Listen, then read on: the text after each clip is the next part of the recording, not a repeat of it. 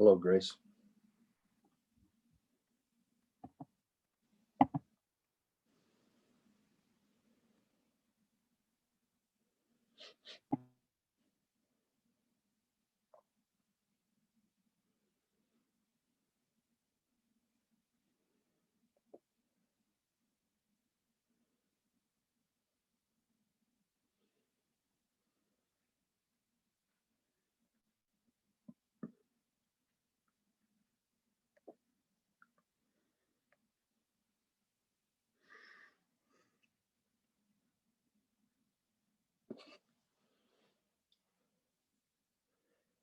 Hey, B, can you see me?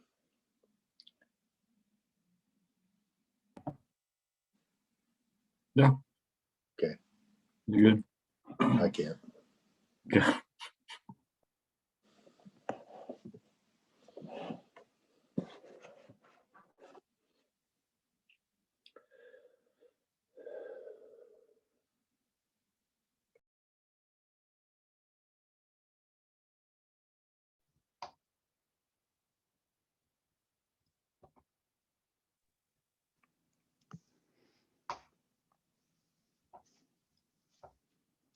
All right, everyone. I think we're gonna go ahead and get started. I hope everyone can hear me all right. We're gonna have a few stragglers coming in, but I feel like the bulk of the participants are here. I'd like to just take a moment and welcome everyone to tonight's public meeting for the Citywide Bike Lanes project. Tonight, my colleagues and I are going to present the work that we've done so far, and we're going to answer some of the questions that we've received over this last week or two. As you're probably aware, there's been quite a high degree of interest in this project. Consequently, the volume of questions that we've received is pretty substantial. As a result, we want to answer everybody's questions tonight, but the sheer volume that we're receiving means that getting to them all tonight is a little unlikely. A few members of our team are going to stay kind of late. We're going to help out as many people as we can. For those that we can't get to, for the people whose questions we can't get around to, we're going to be available by phone and email. So please be sure to reach out. It's just there's just such a high degree of interest that we're just having trouble getting to everybody. Here in a little bit, I'm going to be sending out an attendance survey using the chat function. I'm hoping you can fill that out and return it if you're available. It'll help us record who's here. Before I hand things over to the consulting team, I want to get the city representatives introduced. I'll begin with myself. My name is Ryan Haig. I'm the city's capital projects manager. I'm going to hand things over to Phil Williams. Phil, could you please introduce yourself?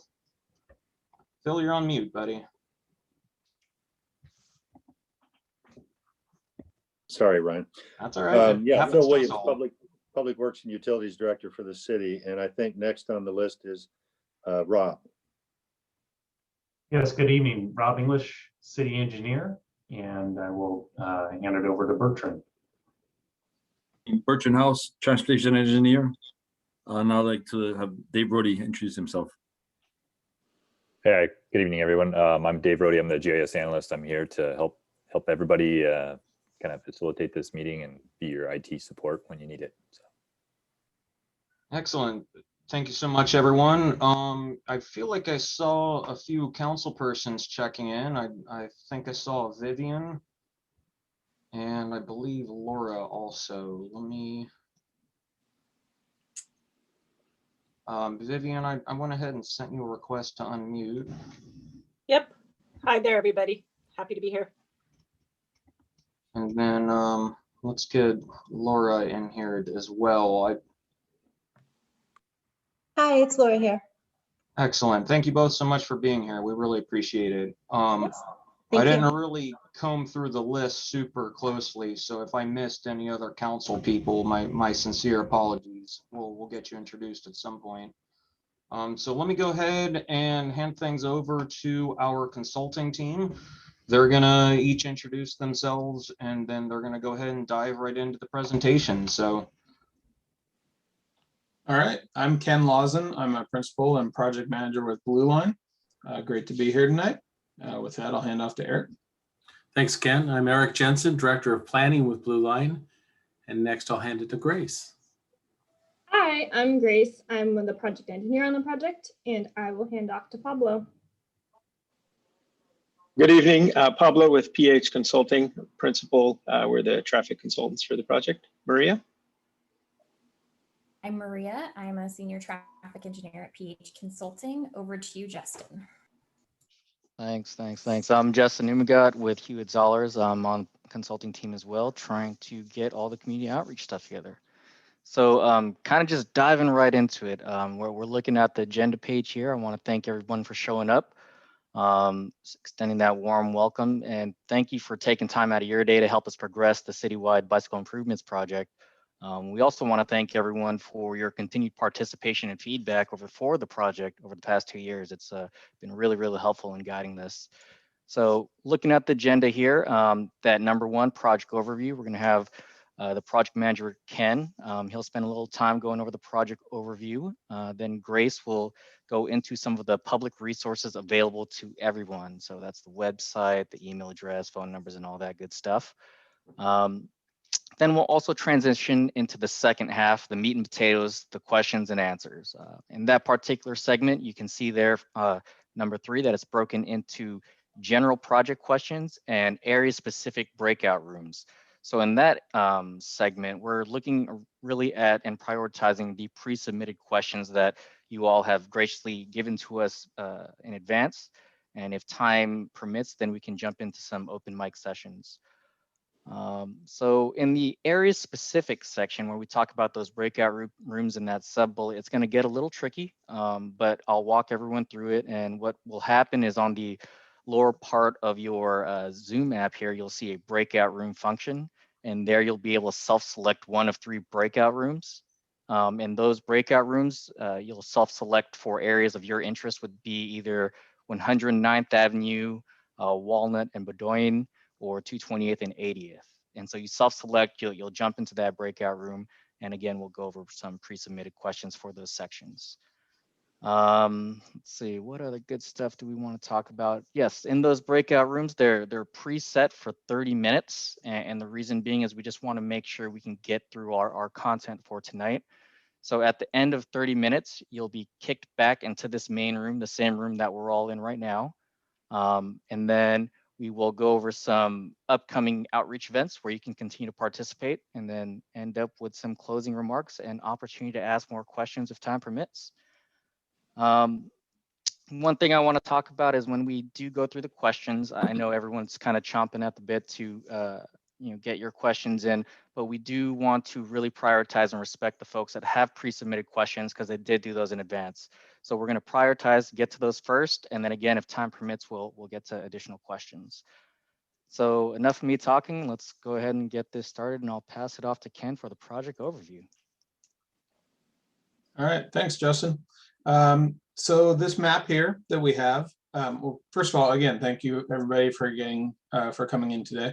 We're going to walk you through the different project segments, how we got to where we are, and what's next. And we'll talk about the different resources and alignment options that we're studying. So the segment shown on this map, there's a segment along 100th and 9th there in purple. Hopefully everyone can see this okay. And then there's a segment along Walnut and Bedoin in green. 80th is up there in blue, and then 228th is in red. Justin, you want to jump to the next slide, please? So it's a citywide project to add bicycle lanes on both sides of the street. It's going to nearly double the length of bicycle lanes in the city from 8 miles to over 14. These are some key kind of east-west and north-south corridors. And the plan is that they'll enhance the bike network and start to complete some connectivity throughout the city. It doesn't complete it by any means, but in order to improve bicycle and pedestrian safety throughout the city, you have to start somewhere. And the city worked hard for years on identifying some bicycle routes, obtaining a grant for this project. So this project is wholly funded by this Sound Transit Access Grant. What we're looking at is over 6 miles of bicycle lanes on the corridors that I mentioned. And currently there are bicyclists throughout, but maybe not, not that many, but safer bicycle lanes will lead to more bicyclists. So it's not just the diehard bikers that are braving the city streets. It'll be safer and more accessible for many more people. The reasons the Sound Transit Grant came about is it provides access to both the Edmonds Transit Station and the Montlake Terrace Transit Station for cyclists. It encourages more people to consider alternative modes of transportation when traveling here. And then cyclists will also benefit from new connections to places throughout the community, schools, parks, downtown, other mixed use areas, and then to and through the city. Justin, next slide. So what's happened to date so far is back in 2009, the city's bicycle plan was first identified some of these corridors, and then this was updated in 2015 and matched up with the city's transportation improvement plan, or the TIP.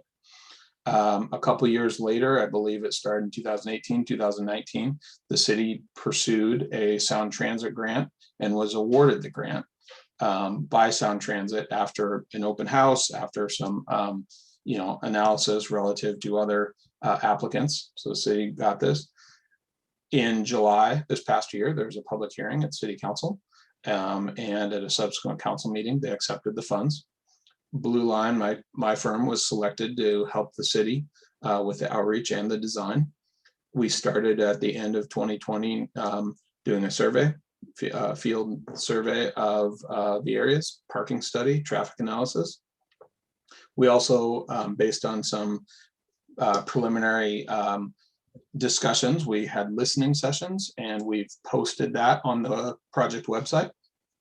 Sorry, posted the questions that were raised as well as responses to that. Those are accessible to everybody. And then last month, we submitted a preliminary design alternative to the city. And that's what we'll be going through. And you can also see on the city's GIS. And then here we are today. We've done the website survey and this Zoom meeting. So next slide, Justin. So like I mentioned, we surveyed the project area. And here I'm going to hand it off to Pablo Parra from PH Consulting. His firm did both a parking analysis, traffic analysis, and started to analyze some alternatives, in the methodology and how we came about coming to this. So Pablo, you're on mute. Thank you, Ken. Again, I'm Pablo with PH Consulting. Just want to thank the city and the community for the opportunity to work on this project. We're really excited to support you all. Our role, like Ken said, was to prepare the parking traffic impact analysis. And we did that. We started by collecting some very detailed traffic data, parking data. We used some older data that the city had previously collected, and did a little research to try and dig up some pre-COVID data and use those to put together an evaluation of the quality of the data to make sure that the analysis that we're doing is thorough and supportable. So we took that and we developed several of the alternatives that you see on the website. And with those, we identified the various options for each corridor, and the analysis focused mostly in terms of parking impacts on the 9th and Walnut Bowdoin corridors. But we also looked at the intersection operations, level of service, delay impacts of the various lane configurations. And our results and some of our preliminary recommendations are shown on the city's GIS website. There's a lot of detail that we look forward to discussing with you and answering your questions in the breakout sessions and later here in this room. Thank you. So Justin, want to go to the next slide, please? So again, the areas that we're talking about on this slide, we broke out 100th into 2 different segments. The idea is that south of 104, so along 244, excuse me, sorry, 244th up to 104, there's currently 4 lanes 2 lanes each direction, and we'll be revising that to 3 lanes. So 1 lane each direction and a center turn lane, plus bicycle lanes on the outside, which will match what's happening on 205th, 244th as it turns into Firdale, and then the bike lanes disappear. We'll be continuing those up. There's really minimal construction other than striping along there. Pablo's team will be analyzing how the intersections work. There's a couple of them there with signals, and we're going to be evaluating that. And so we'll continue that as we get through the SR 104 intersection. We're trying to look at different options for how to get bicycle lanes in each direction, through that intersection safely. And then continuing up, so 100th and 9th from SR 104 up to Walnut. So on the next couple slides, I'll show you some alternatives that we've developed to that point. This will mostly be just striping as well. The curbs, for the most part, stay. There might be some improvements. We will be looking at pedestrian improvements as we go along here. Once you get up to Walnut and Bedoin, from 9th over to 5 Corners there, 84th, similar to 100th, but in that stretch, we're not looking at changing much in terms of the curbs. Again, just some striping. And when you jump over to 228th is the one place where you will see, there will be actual construction because we're widening the road. It's a narrow stretch through there, but we'll continue. The bike lanes are coming up from 99, and then the bike lane that continues and turns and goes up 80th. So we're widening right there. 80th will just be striping with adding sharrows. Sharrows are the just the painted, sharing the lane between bikes and vehicles. So next slide, Justin. So this is what you can access on the GIS, the city's GIS map. And this is, we're going to go over that in just a minute, but I'm just going to walk through kind of what our alternatives are. So these alternatives are looking north on 9th, north of 104. So this option right here, essentially there is 43, 44 feet between curbs out there existing. This is an option that, as a starting point, was looked at in terms of the safest thing for bicyclists, which is bike lanes in each direction, no parking, and then 2 travel lanes. Next slide, Justin. This option, alternative 2A, would have parking on the west side, going from left to right here, parking on the left side, bike lane, a buffer, lanes in each direction, a buffer, and then a northbound bike lane. And the exact widths on each of these, we're not to that point yet. There's flexibility in these. We're trying to get big picture, trying to, before we get too far along in the process, get some feedback. So the next slide, Justin, alternative 2B is just 2A flipped around. So it's parking on the east side. And there's potentially an option as well to look at maybe doing half of it on the east side, half on the west, but we don't want too many transitions. That tends to impact safety as well as available parking and widths. Then the third slide, or next slide, sorry, alternative 3, Justin. So this alternative is similar, but it reduced the buffer to just on one side. So it's parking on the west side, followed by bike lane, and then all of the buffer on the east side. So then if we jump over to Walnut and Bedoin, again, just like alternate 1 on 9th Avenue, this is the no parking option, bike lanes on each side. Oh, and this stretch is actually a couple feet narrower, so it's a little more difficult to fit everything in here. So this option has bike lanes, driving lanes, slightly smaller buffers than the no parking alternative that we showed on 9th. Next slide. So this option, this is looking east, and this shows parking on the north side.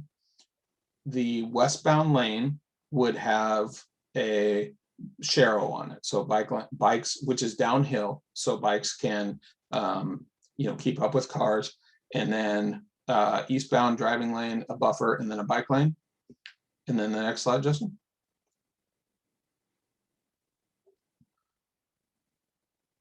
So yeah, and then this one is similar. It's parking on the north side, but it's a wider westbound lane. We narrowed the buffer on the east lane, but that does allow a little bit more room for the bikes and the cars that are sharing a lane. So those are the alternatives that we've proposed at this point on the two kind of major stretches, 9th and then Walnut and Bedard. Next slide. Go back one. I think you jumped one. There you go.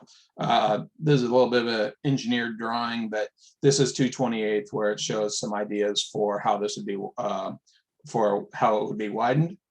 Next slide. This is 80th, and it just shows the sharrows along a certain stretch of it, but it would go from 220th up to 228th. Next slide. And this is our timeline. I talked about some of the stuff prior to 2020 and how we got to the point of getting started on the design and the outreach. We got started in October, so did some of the preliminary work, preliminary design submittal. We're now at that public meeting here in February. From here, we will gather input, start to work with the city on selecting some alternatives, proceed into design. We'll do a couple of iterations. There's currently proposed another public meeting in August. We'll talk about that in a minute. Then final design sometime near the end of 2021 and construction to start next year at some point in 2022. With that, I think I'll hand it back to Justin and Grace. Thanks, Ken. All right, so we're going to get into kind of the second part of our agenda is to talk about some of the public resources. So, I'll give it over to Grace and she'll go over some of the contact information. We kind of showed that there in the chat, and then we'll dive into the project website. So, Grace, are you ready to take the screen from me and start driving? Yep. All right. Thank you, Justin. All right, so I shared the project email and the project phone number in the chat. And these are also located on our website. So you should be seeing the website now.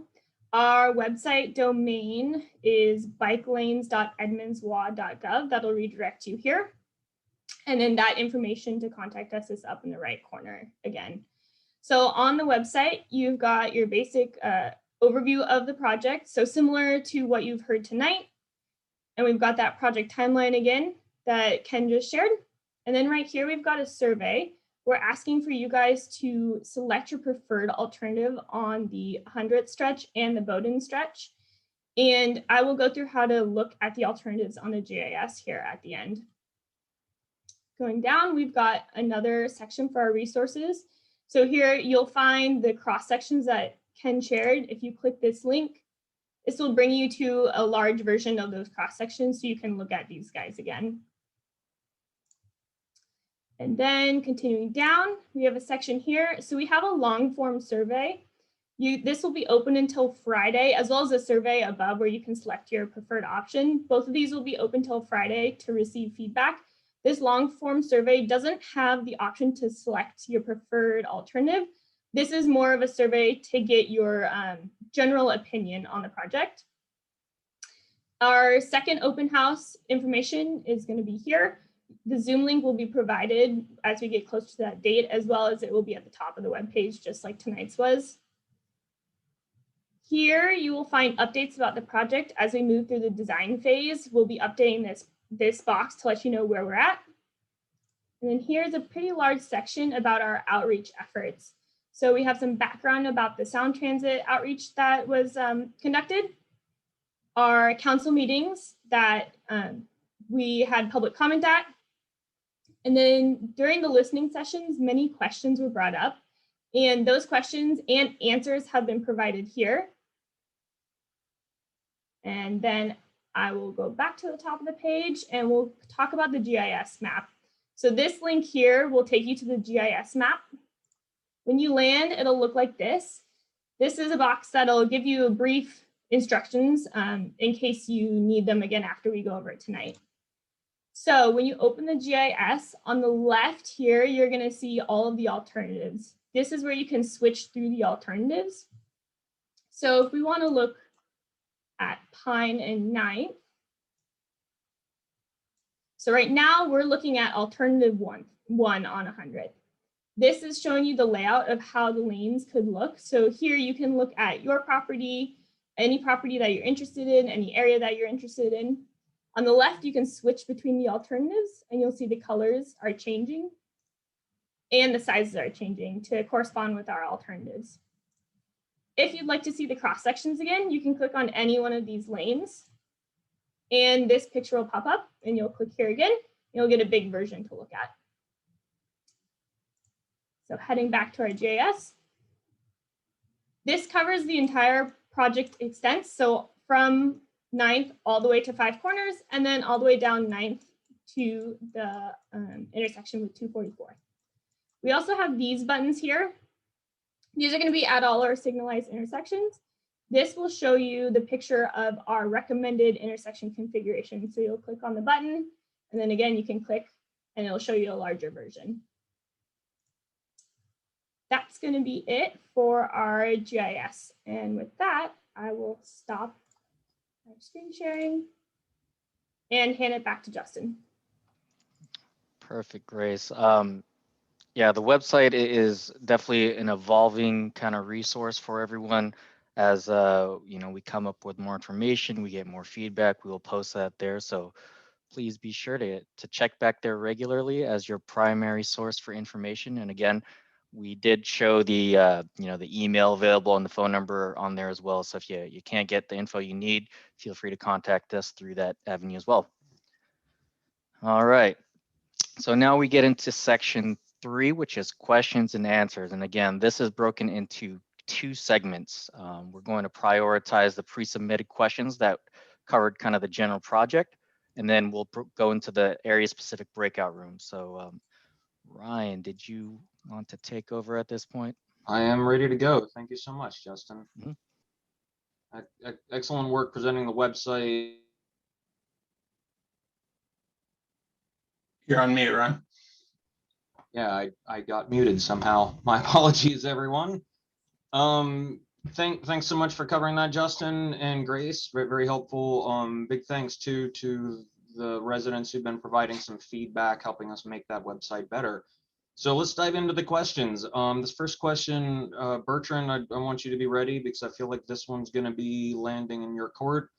If all street parking being removed is an option, why not have another option that shows parking on both sides and sharrows throughout? Bertrand, could you talk a little bit about that, please?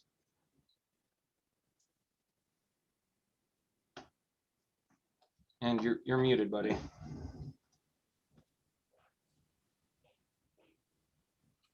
Sorry about that.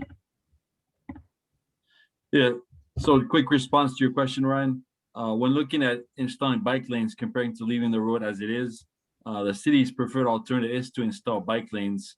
And obviously that, as Ken in his introduction, these bike lanes were identified in our previous transportation plan. It's currently in our latest transportation plan in 2015.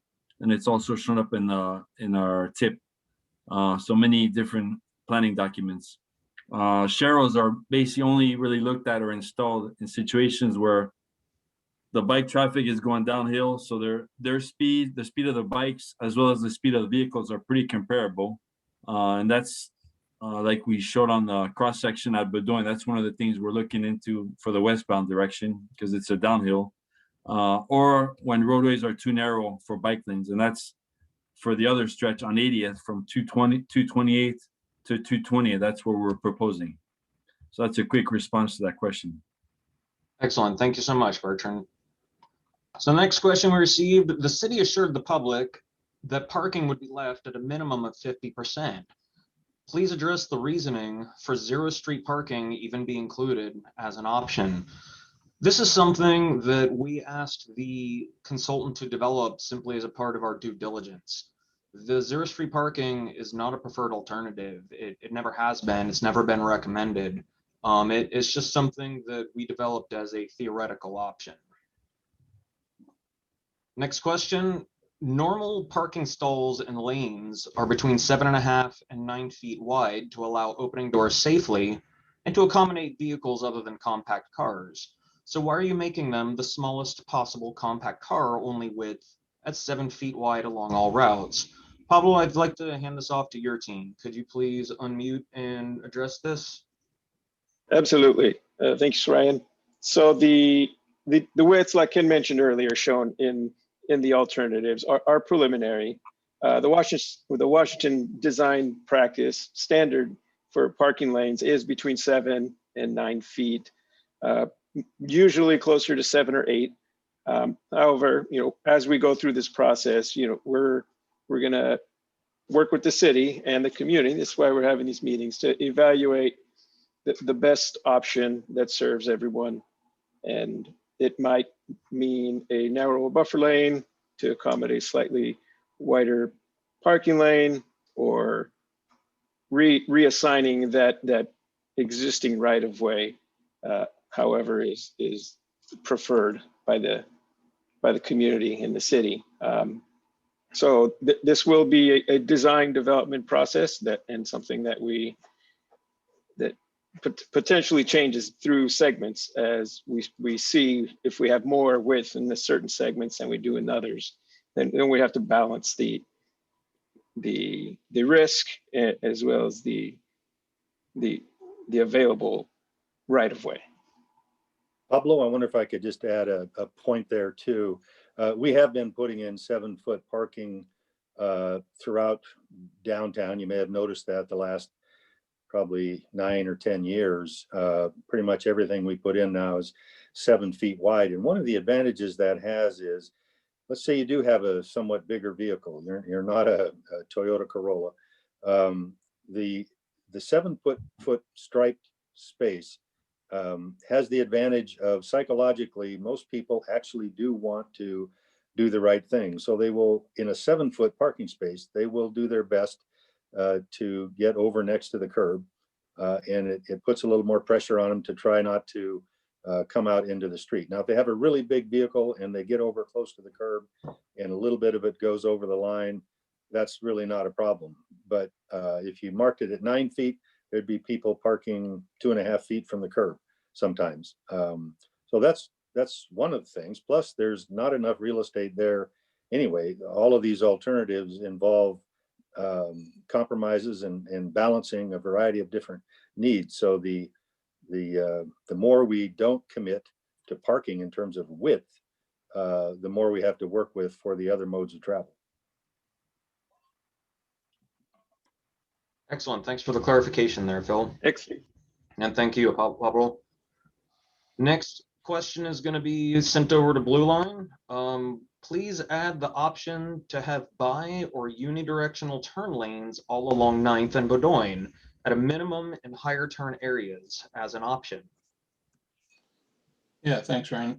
With the existing width of the roadway, particularly north of SR 104 and on Bowdoin and Walnut, there's not enough roadway width to include both a parking lane and a center turn lane. And to quickly add one more thing to that, I think I've seen a couple comments in the chat box about parking or bike lanes in both directions. All of our alternatives include a bike route in each direction on each of these alignments. So, so going back to this, there's not enough room in the existing corridor for a center turn lane there as well. Excellent, thanks, Ken. And why don't you go ahead and stay unmuted, because our next question is also for you. If not now, please include areas of safety concern being addressed by additional lights, crosswalks on any future plans that are presented. Yeah, so this particular grant was for bicycle lane improvements. And what we are doing is, as we look at the alternatives for each stretch, we are going to look at pedestrian safety improvement features that can be evaluated for inclusion into this project or at a future date. Excellent, thank you. So this next question is going to go to our friends over at PH. Most neighboring property, approximately 90% on these routes, are houses with driveways. So the enormous residential impacts of this project are important to remember. Will this impact turning movements? Hi, Ryan. It's Pablo. I'll take that. Well, the short answer is no. There won't be any restrictions to anyone's existing access created by this project. In fact, the project will likely improve the ability for drivers to have better sight distance getting in and out of driveways.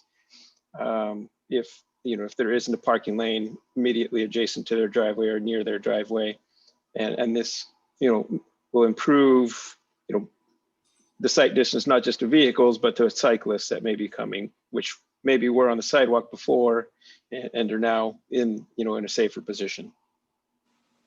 Excellent. Thank you so much, Pablo. Yeah. For trash pickups, will residents be asked to place trash receptacles on the sidewalk and not the parking or bike lane? This is something that we're currently discussing with the trash companies. So far, based on our current discussion, it looks like we're going to be able to place trash receptacles behind the sidewalk. This won't impede the sidewalk or the bicycle lane.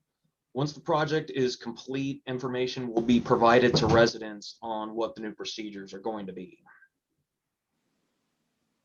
So our next question, why can't crosswalks be integrated into the bike lane plan, pardon me.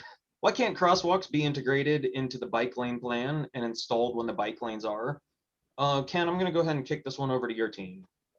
Yeah, that goes back to the last answer that I had as well, but we're going to be evaluating that and looking at pedestrian safety improvement features throughout the corridors to see what can be included in this project. I might add another comment on that too. I might be a little more strident about that one. I think we absolutely will locate crosswalks, as we had talked about previously. We just need to find the right locations and how many of them we're going to put in. And I am convinced we can install those as part of the project. Excellent. Thank you so much for the additional information, Phil. So next up, why is the street parking data that was collected during the early weeks of COVID considered an accurate representation of parking habits? I think this is an important one that we've all wondered about. So I'm going to go ahead and hand this over to Pablo's team. Hi, this is Maria, PH. So the data we collected was actually collected in November of 2020.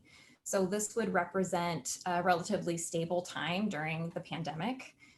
The parking data was compared to data that had been collected in the same area at various times from 2011 to 2020, so that we could determine whether we needed to factor our counts up or down. The data comparison showed that the number of parked cars was actually consistent with previous data that was collected, indicating that the number of parked cars does not need to be corrected to the pandemic. Maria, this is Phil again. I'm sorry, but I wonder if you might just extend your comments, or Ken, perhaps you would want to do that. What that parking study, are you going to get into that, the numbers as to the usage? Sure, I can provide a little bit extra information about that. So the parking study that we completed showed that altogether about 7% of the available parking is currently being utilized on average at any given time. More detailed information is that on the north side of Bedoin, about 9% of the available spaces are occupied at any given time, and 3% of the parking spaces on the south side. And on 9th Avenue, we found that about 7% of the parking spaces on the west side and 9% of the parking spaces on the east side are occupied at any given time. So it does look like there is sufficient parking on the corridor to, if we do need to take some parking away, there should be sufficient parking for people to move to different parking spaces. Back to you. Excellent. Thank you so much, Maria. Next up, what study shows how many bikes will actually be using these lanes consistently throughout the year? There is weather and topography that drastically reduces bikers during half the year or more. I'd like to hand this one back to Pablo Maria. So I'll take that one again. The National Association of City Transportation Officials, which is abbreviated as NACTO, publishes studies like this one. So one example that we have is the NACTO Equitable bike share means building better places for people to ride, a study for 2016. And this study has data related to increasing bike trips with introduction of things like bike networks and protected bike lanes. Back to you. Excellent. Thank you so much. Bertrand, I want you to unmute and get ready because this next one's for you. The city has done vehicle traffic studies. Have they also done bike traffic studies in order to estimate ridership and lane usage? Yeah, definitely. I mean, anytime you do these kind of grants, you have to do a pre-installation bike traffic count and then a post-installation traffic count, just to see how efficient and what kind of increases your project has generated in terms of bike activity. So it's definitely it's a common process. Bertrand, could you just comment on what that showed on our last project north of 76-212 and south Right. for that matter? Right. So when we a couple years ago, as Phil mentioned, we did a bike to health project. We added bike lanes on 76 from 220th all the way to Olympic View Drive, as well as on 212th from 5 Corners to 72nd. And as part of that grant, yeah, we had to do quarterly traffic counts.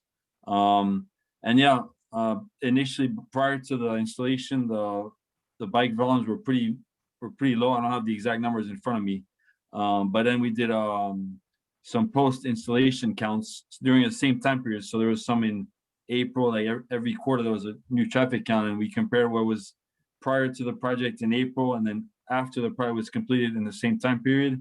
And yeah, there were some areas where the counts had doubled or more than doubled actually. So we're anticipating a really similar, if not better, results as part of this project. So if you build it, they will come. That's right. Thank you very much, B. Next question. How long will residents be able to vote on the presented options? I'm going to go ahead and answer this really quick. Survey responses are going to be collected until Friday the 26th. We've already gotten quite a substantial number. We've gotten somewhere around 50 or 60. We had quite a few coming in today, so I don't have a total count, but there's been a very good response. So thank you to all of you who have already voted, and I hope those of you who haven't can go ahead and do that sometime soon. Hey, Ryan, how would you Yes. feel about extending that into Monday so they have the weekend? I don't see why not. Let's go ahead and do it. Okay. All right, next question. It shows on your timeline that there's only one more public event planned in the future in August. Is that correct? Will there not be a public hearing for public comments at a later date as well before the final design? This is a major project that should have as much transparency and public input as possible to gain public trust and create the best possible outcome for all of your constituents. Let's go ahead and start with Ken on that one. Yeah, so we currently have penciled in a public meeting for August 25th, same time, hopefully not Zoom, but maybe by Zoom. The meeting date and time subject to change, and any changes will be announced through the same channels, published. And the intent of this second meeting will be to provide a project update. But if something else were to come up that would need public input, we might have another open house before then. So that's our tentative plan right now, but there are options.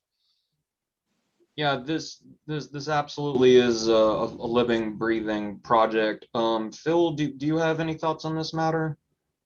Sorry, I was just reviewing the chat. Could you just briefly summarize that? Future public involvement. We're showing a public meeting on August 25th. Well, I think we said on the website that, if there appears to be a reason to do another meeting, we certainly can try to schedule that. I think that's an option.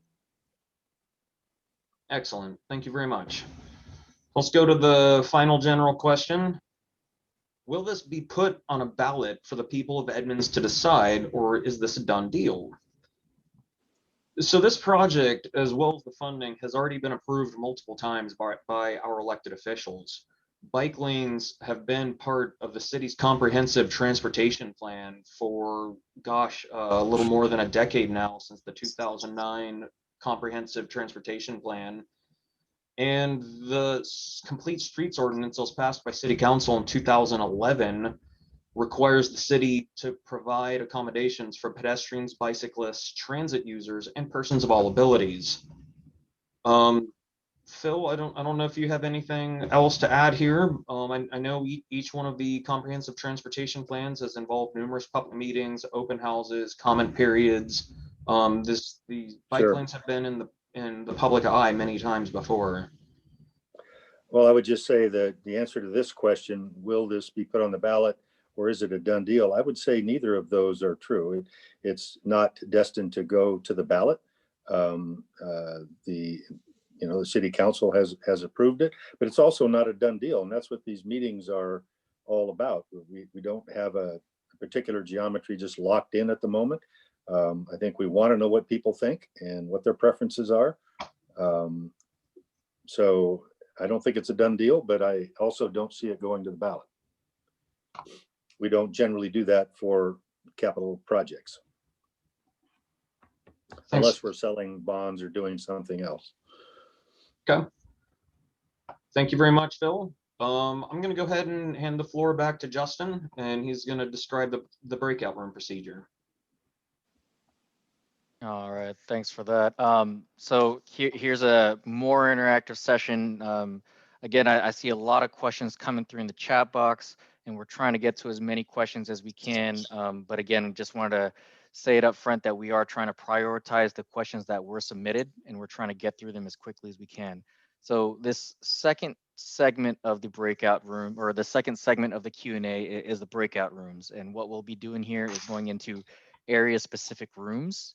Let's see here. So I may not be able to see it, but there you go. So Ryan has started a breakout room, and what we'll do here is everyone's going to be able to self-select. So at the bottom part of your app, the Zoom app, you'll see, mute yourself, your webcam, participants, and there'll be kind of a four square there, and you'll select that breakout room icon and put yourself into the area that you hold interest in. So once we get in there, know that these breakout rooms are going to last about 30 minutes. The breakout rooms are aligned to the 9th and 100th Avenue corridor, Walnut and Bowdoin, the 228th and 80th. Again, we're going to go with the pre-submitted questions, and then if time permits, I think we're going to get there this time, we'll have open mic session. So to be able to do that,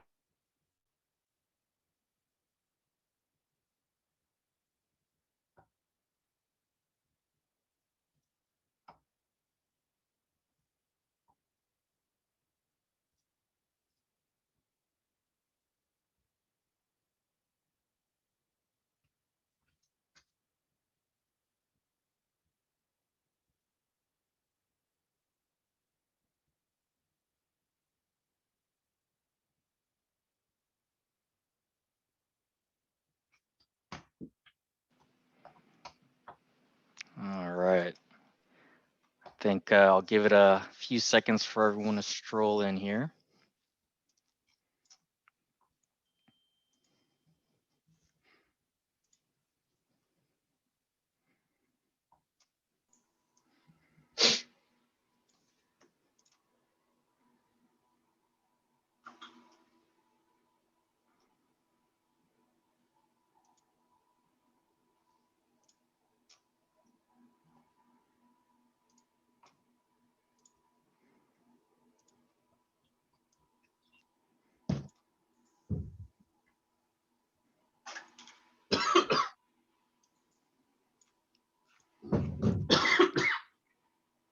Pardon me. No worries. I'm just waiting for this join number to stabilize before we jump in.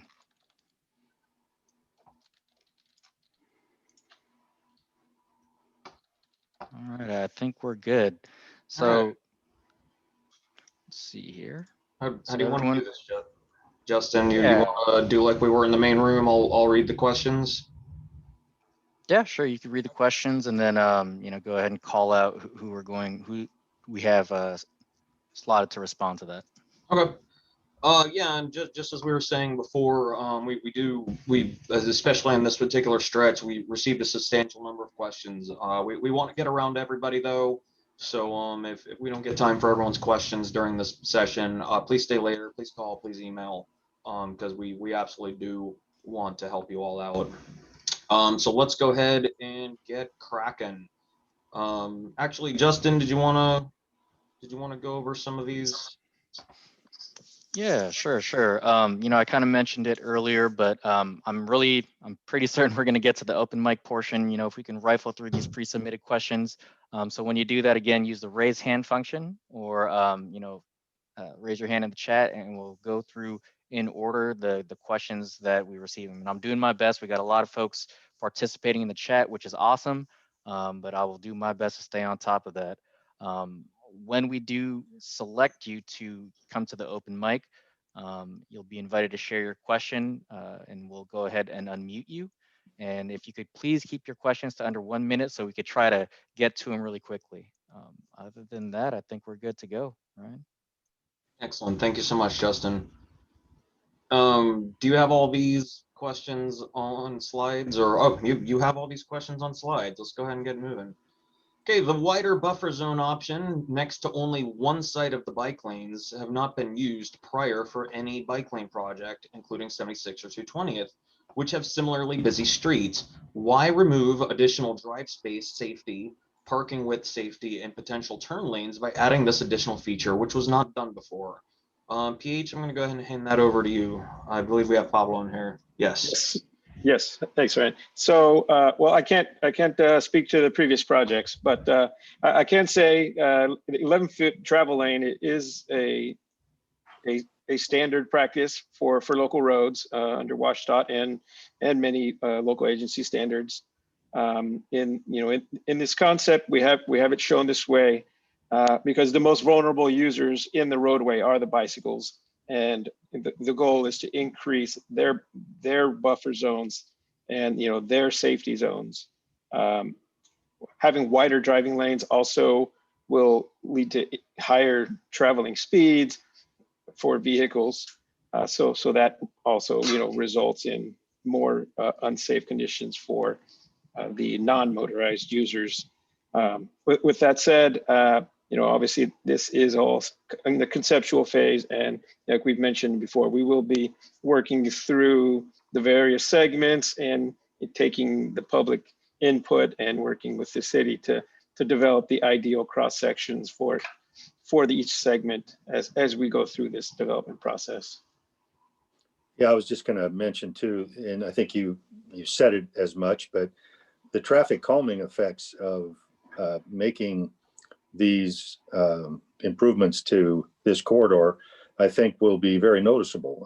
Right now, you've got whatever 43 or 44 feet of pavement with 93% of the parking spaces not occupied by cars. So it's really, there's nothing to keep the driver feeling like they need to go slower. And speeds there are currently pretty high. And you narrow those lanes down to 11 feet and have, presumably more of the parking concentrated on the one side and bike lanes on both sides. That's going to naturally calm traffic and slow speeds down. And I want to stress, just adding on to that, the concept of narrower lanes slowing down traffic is not something that we're guessing at. It's not something that we're hypothesizing. This is based on actual data. It's seen time and again when lanes get narrower, vehicle speeds get lower. And by lowering the vehicle speeds in this corridor, we're going to make everyone safer. We're going to not only make the bikes safer, but we're going to make the motorists safer, the pedestrians safer, and the nearby homeowners safer. So the narrower lanes are a very important part of this project. So Justin, let's go ahead and jump out. I'm sorry. Yeah, just wanted to jump in real quick. One of the logistics things that I failed to mention is that we are recording. All public meetings are recorded. So just another heads up that if we don't catch your questions in the chat and we don't get them to them today, we will go back over the chat box. We will go back over the recording, and if we can correlate the comment to a person, if we have your contact on file, we'll definitely reach out and try to help answer your question. But again, please reach out to us through the email just to make sure we can coordinate that response. So that's all I had, Ryan. All right, thank you very much. So let's go ahead and bump to the next slide. Middle two-way left turn lanes had been promised at a minimum on 9th, especially as it was a main reason given to make it safer for cars, bikes, and pedestrians when this was presented to the council and the public prior. Where are they? So blue line. Well, I might just jump in there, Ryan. Since I would have been one of the ones at the council meeting that they might have misconstrued what we said. I don't recall ever saying that. I'd be happy to go back and look at the council meeting and see if anyone said that. But that has really never been the option on 9th and 100th. And I think I can add a little just on the traffic analysis side. And we have evaluated the turning movements at the intersections where we have signals and where we have higher volumes.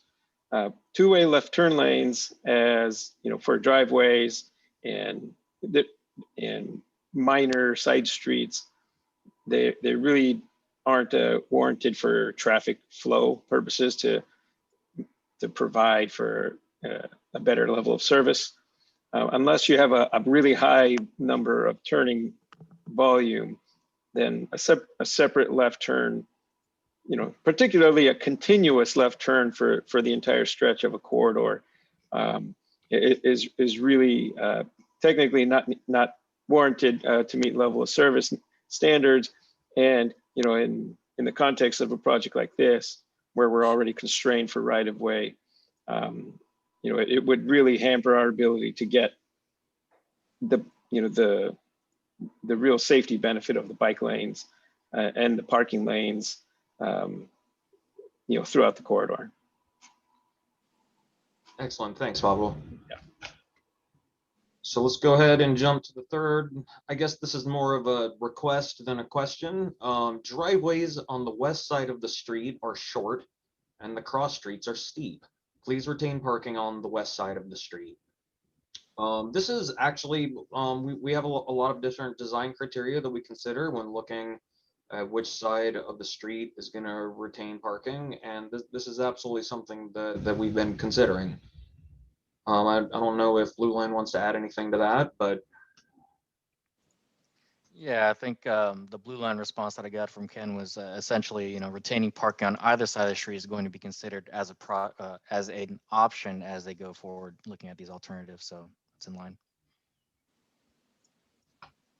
All right, so let's go ahead and jump to the next question. The traffic flow design here seems to show only one lane each way at major traffic lighted intersections. This will cause backups at rush hour and at school start and dismissal times. PH and Blue Line, either one of you want to jump in on this? I'll go ahead and take that one. So we're talking about intersections. Okay, so this may be in reference to how things were shown on the GIS site, which depicted kind of the segment concepts, but not particularly at 9th and Walnut. It didn't show. It gave the impression that segment, whichever the alternatives you're looking at, is going all the way through the intersection. In fact, that won't be the case. Our direction on this project is to maintain the lane configuration at 9th and Walnut on 9th Avenue. So there will be a transition from whichever corridor segment is selected back to the existing through lanes at that intersection to serve the volume going through the intersection there. I believe that answers that question, Nathan. Excellent, thank you so much. Yeah, yeah. Let's jump to our fifth pre-submitted question on this corridor. Is the dedicated left turn lane on 9th and 220th heading south staying or being removed to add the dedicated bike lanes? Or will bike lanes be a share there? As of right now, we're definitely, I mean, there's never been any desire to remove that left turn lane. That turn lane is absolutely necessary So, and as is I believe we've looked, and please correct me if I'm wrong on this, Pablo, I believe we've looked at the northbound right turn lane onto 220th and decided that that one has to stay as well. We think though, as of right now, it looks like we're going to be able to get bike lanes and turn lanes in that intersection. That's correct. We did evaluate in the traffic analysis various alternatives for the intersection. The alternative that's shown on the GIS site for that intersection is what we would recommend, and it maintains all the existing driving lanes that are there now and accommodates the bike lanes with some minor widening. Excellent, thank you so much. And that actually leads into our next question, which plays off this one. If not, will the intersection be widened to accommodate all current travel lanes plus the bike lanes? And the answer to that question is kind of. As you live in this area, I imagine, which is why you're interested in this particular corridor, you may have noticed that the west curb line of 9th Avenue kind of bulges in a little bit at that intersection. So all we're gonna do is we're gonna widen out and remove that bulge. So the west curb line will go straight through instead of intruding out into the lanes. So let's go ahead and go to the next question. Will the configuration of the 9th and Walnut intersection be changed? As of right now, the existing configuration there is going to remain. That existing lane configuration has saved a lot of traffic tie-ups, and we're not really interested in bringing those traffic tie-ups back. So let's jump to our next question. Will there be a dedicated bike signal light at the stoplights on 100th and 9th? If so, will there be sensors to detect that a biker is waiting?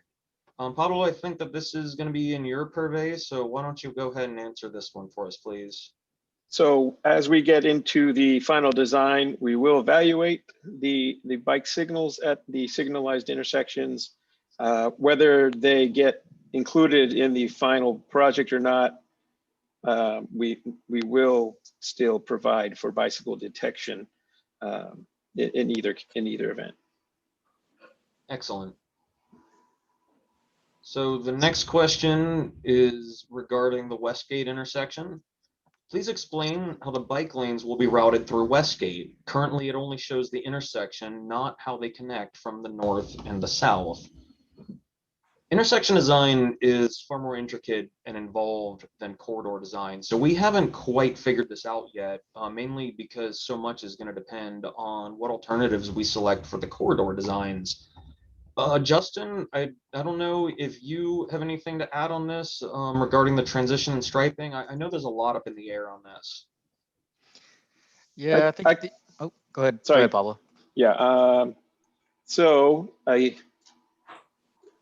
can say there is a preliminary section intersection alternative that was included on the website.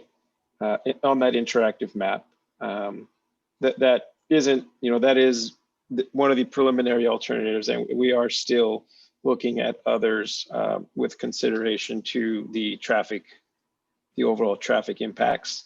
So as we kind of work through some of the right-of-way issues and get the feedback from the community on what the preference is here, it may be that we're able to maintain the bike lanes all the way through the intersection and the roadway section with some widening, or if we're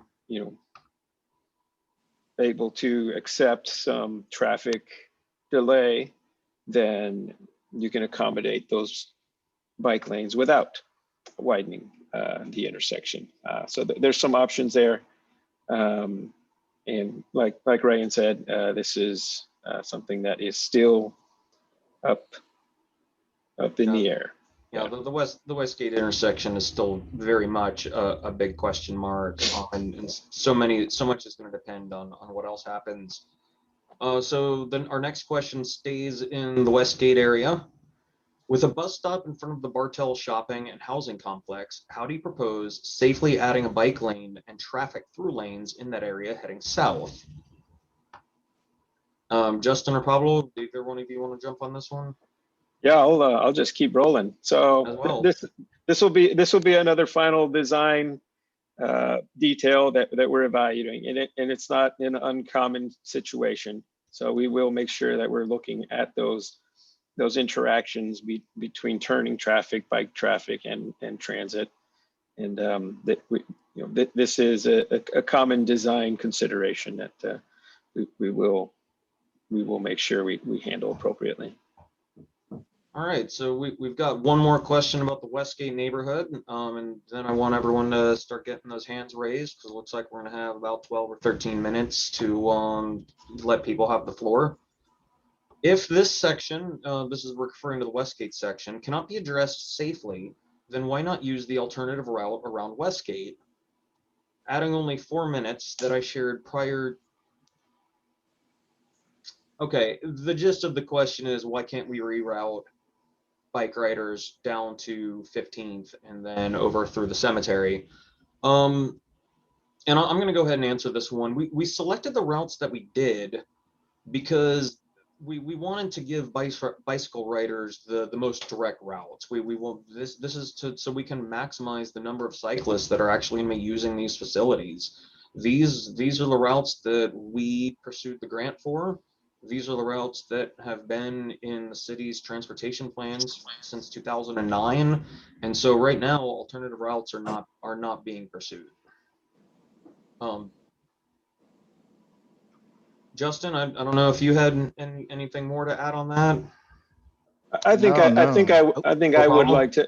Yeah, I think I would just add that the Westgate is one of the key destinations for the proposed bike lanes, and one of the best ways to get the best utilization on your non-motorized facilities is to connect destinations and to get people out of their cars when they have somewhere to go. So that's certainly an important factor in how we route bike lanes, generally, and then specifically here. Awesome, thank you so much, Pablo. All right, so I guess it's good time to let all of you request the floor, and it looks like our first hand raise has come from Nathan Sugg. Let's go ahead and unmute yourself. And how can we help you this evening? Hi, thanks. My question is, and sorry I wasn't part of the previous public comment periods, but I was wondering if either the consulting groups or anyone had considered bike lanes, two-way bike lanes on one side of the road, if there are safety issues with that, or if that's just more cost, or if that was part of the consideration at all. Thanks. And because I actually brought this up with our design team early on. You're not the first person to request this, and we did look at it ever so briefly. The idea of a cycle track being on one side of the road really does have a lot of positive aspects to it. The one notable negative being the transitions at either end of the project.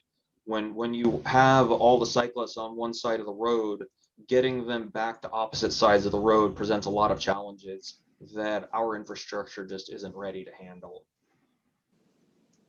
And I would just add to that, Ryan, that another kind of constraint just implicit in cycle tracks is there's a lot more need to restrict accesses along those cycle tracks. So if you're in a residential neighborhood, it makes that a lot more complicated. Yeah, driveway access becomes very, very tricky. Yeah. It is, to answer your yes or no question, though, yes, we did consider it. It would be a protected, potentially cycle track, and every single driveway along that corridor, you'd have to have a break in that about probably 30 feet long. It'd end up to be just a bunch of chunks of Jersey barrier or something else. It would be really broken up badly by driveways. They seem to work better where you don't have a lot of left turners or driveways. And as long as Phil brings up Jersey barrier, another question that we've received from people who are interested in bike lanes is that they wanted us to consider physical barriers between the bicycle lanes and the vehicle lanes. This is something else that we did look at, and one of the biggest obstacles to that is cleaning. Like we have to be able to sweep the bicycle lanes, or just schmutz is going to pile up in them. And so we worked with our public works crews and found that our sweepers wouldn't be capable of maintaining those. So I believe it might have been you that mentioned that during the original meetings. All right, so do we have any other hands raised? Ryan, there is one question Let's hear it. asking from a attendee asking how do they raise their hand? Oh, And, I was typing a response, so. oh, okay. There we That's go. okay, go ahead. We got Go four ahead. hands raised. All right, So go we've for it. got 4 hands raised. Well, did you Justin, tell him were it's you- in were the you upper watching right corner? this, Steve? There was a guy looking to try to figure out how to raise his Yep. hand. So in the upper right corner, under more, there, if you click on that or touch it, I don't know what you're using. The top thing is raise your hand. So that'd be the way to do that. Sure. All right, so All right. Stephen Schmitz is at the top of the list with his hand raised, so I believe that he was next. So go ahead and take the floor there, Stephen. Hi there. Yeah, thank you very much. First of all, I just wanted to really say thank you for digging into these questions and details. It has answered quite a lot of my previous concerns with the bike lane on 100th. My biggest concern really is that intersection at Edmonds Way and how it's protected from folks who are turning. In particular, you've got the center turn lane at the PCC and the QFC. I fully support separated bike facilities, and I live in Westgate, and I just really think that it will help people to slow down a little bit and to actually, look for pedestrians and bicyclists in the lane. But I want to know how you guys are tackling that intersection and what kind of further design studies you're going to be doing there. Frankly, we're still wondering how we're going to tackle that intersection. It's a tricky one. Pablo, do you have anything to add on this beyond what you've already mentioned? Maybe I'll just reiterate what we were talking about in our previous discussion about evaluating opportunities for widening the intersection to provide the dedicated bike lanes, the separated bike lanes.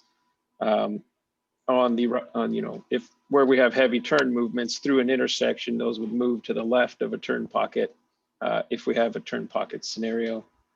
But we're still evaluating the potential impacts of those various alternatives at that intersection. But that is certainly, my biggest concern is bicycle safety and not putting any cyclists in a position where they're, at increased risk from where they would be today. Having maybe said that, which I agree, it could be the kind of thing, because that would be obviously, quite expensive to move curbs on all 4 corners and buy the property and do all that. But it's the kind of thing that also could be done as a follow-on project at some point to add that particular feature. Yeah, so we've got a number of items in our toolkit that could potentially address that, and really those things are all going to fall into place as the other corridors come more into focus. So let's go ahead and move on to Roger Pence. Go ahead and hit your unmute. You're ready to rock and roll. Okay, thank you, Ryan. Good to meet you. Nice to meet you, sir. I have 2 questions or 2 issues to raise. First, Sound Transit indicated, and this was addressed in your opening remarks or somebody's opening remarks, that one of the reasons they were funding projects like this is to improve bicycle access to the Edmonds station. And I guess I'm a little curious what route cyclists would take from the south segment of 100th to get to Edmonds Station.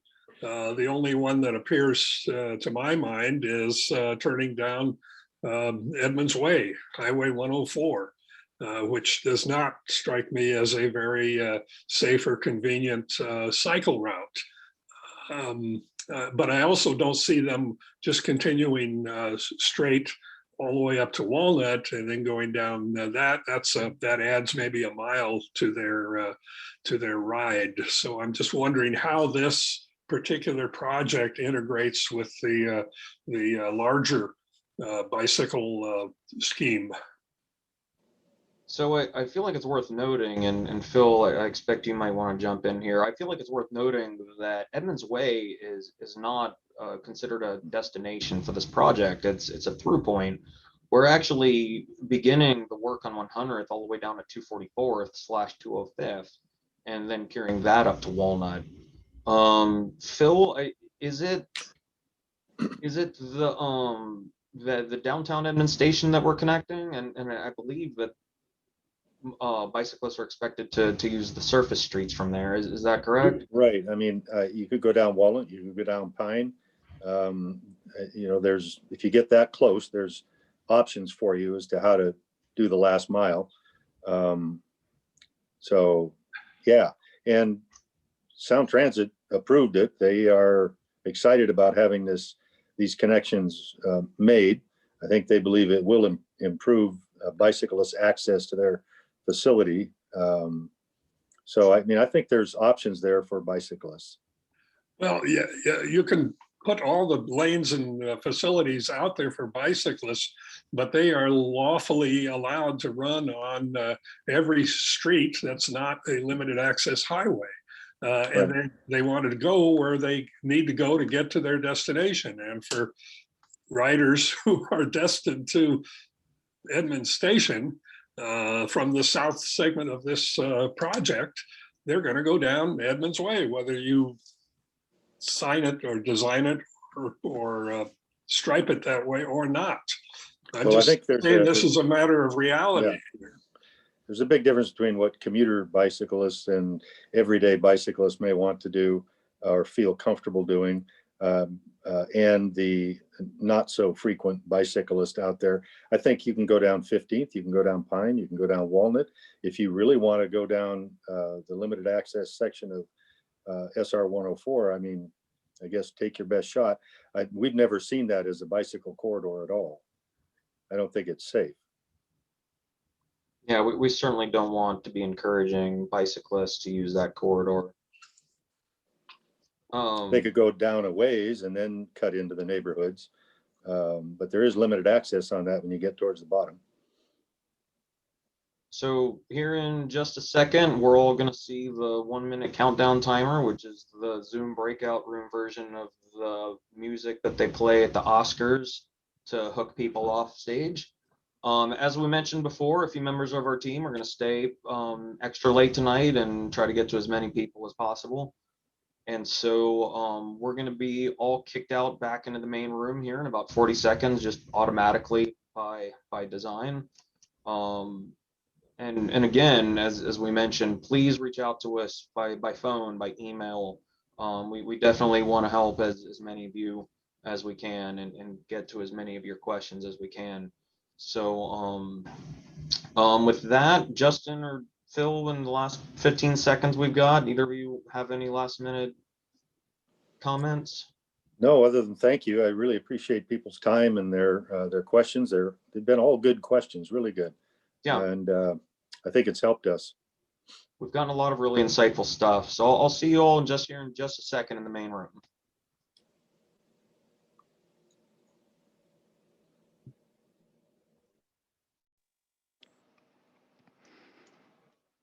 All right. Looks like everyone's filtering back in. I'm going to go ahead and share my screen.